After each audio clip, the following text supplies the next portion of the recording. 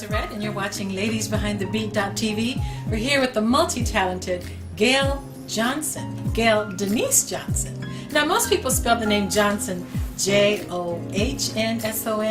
but Gail spells her name J-H-O-N-S-O-N, J-H. My given name is the standard Jhonson way, but I was working with my graphic designer, Lena Ringstad, on my Keep the Music Playing CD.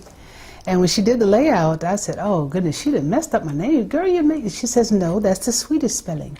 And I was like, oh, I like it. Yeah, it's a compensation piece now.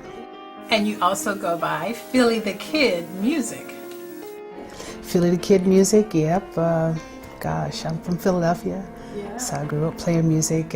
You couldn't walk down the street without hearing somebody playing music. And so you started playing when you were about 10 years old? I knew it was tough on my mom, but she scraped, and every dime she could, she made sure I had piano lessons and rented me a piano and paid for all the books and everything. So I owe a lot to her. Yeah. Yes, indeed. And after high school, you got accepted to the Berklee College of Music, right? Yes, but once I got to Berklee, then I started learning about jazz. And that's when I was like, oh, this is what I got to do. I got to do jazz. So I stayed in Berklee, studied composition. Got my degree in that, and I started working around town and doing some summer resorts and stuff like that. And I started doing, put my own jazz band together and playing with other jazz artists. My girl, Barbara Walker, vocalist around town, and back then, Rochelle Farrell, she's from Philadelphia too, and she recorded with us, and of course, Pieces of a Dream from Philly. So we had a real cool Philly jazz scene that was kind of emerging. I came to Los Angeles and got an audition because I was out on the road actually doing R&B, even though you know, my heart was in jazz. I still couldn't really make a lot of money doing it and sustain myself. So you had an encounter with Herschel Happiness, and that kind of changed your life, right? He said, you need to come to LA and audition because Morris Day is, you know, hiring cats and they're going to go out on tour. And I was like, Morris Day from the Time? He was like, yeah, you would be perfect. I was like, really? I was like, okay. Because he saw me, I had my little strap-on keyboard, so I got my strap-on keyboard and put that on and got a new suit, and my family hooked me up and gave me the money I needed to go, and flew out to LA and auditioned for him and got the gig. It was like, yeah. Tour, and we did all the, we met Prince and Jimmy Jam and Terry Lewis, and went back to Minneapolis and played at First Avenue and you know, all that stuff. But my next really big gig was Jermaine Jackson. Wow. Oh yeah, I got to meet all the Jacksons and everything. And in fact, I didn't call Michael Michael. I called him Mike. I was like, hey Mike, and he was like, hey, you know, wow. Like, who is this lady, you know? You wrote with Papa Joe Jackson for LaToya's first album while you were a writer at Motown Records, right? And also you recorded some songs for Alfonso Ribeiro from the Fresh Prince of Bel-Air before he came known as Carlton. Yeah, Fresh Prince of Bel-Air, you know, of course, Will Smith from Philly again. Right. Here we go back to Philly. And please share your story about Bobby Womack. Bobby Womack took me to Europe, and I traveled the whole world with him. In fact, he left me in Europe. I wasn't back in time to catch the bus. What? Girl.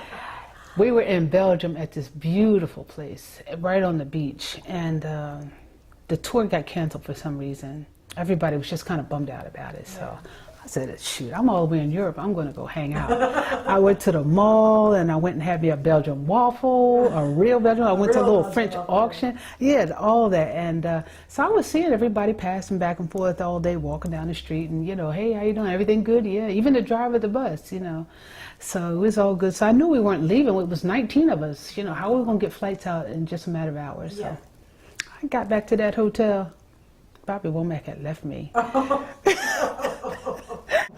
But I sure learned a valuable lesson. Don't leave the band. Don't leave the band. Don't ever leave the band. And I was like, oh my God, what am I going to do? But the sound guy, Robbie Seegers, he had traveled with us all through Europe, Germany, Switzerland, Austria, everything, and he stayed behind, and he taught me 3 languages. I caught 3 taxis and 3 trains and 3 buses, and I knew when to get on and when to get off, and I made it to Paris all by myself. And, you know, I was doing a lot of touring, just touring. I was working with guitarist Norman Brown, and yes, I'm his music director, and so my experience with composition back at Berklee helped prepare me for that. You're a mother, you're a composer, you're an arranger, a music director, a keyboardist, a vocalist. I'm an educator as well. I taught at Musicians Institute here in Hollywood for about 12 years. And once my career got going as a solo artist, I just couldn't keep it up. But while I was there, I wrote part of the master series, they call it, for Musicians Institute. And this book is called Funk Keyboards. I taught Funk Keyboards class.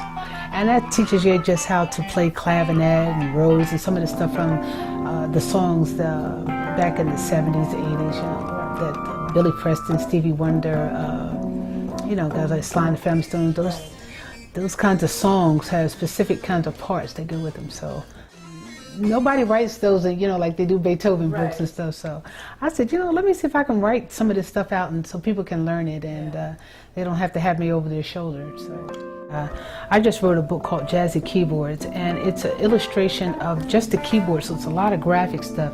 But later on, I move into the reading part.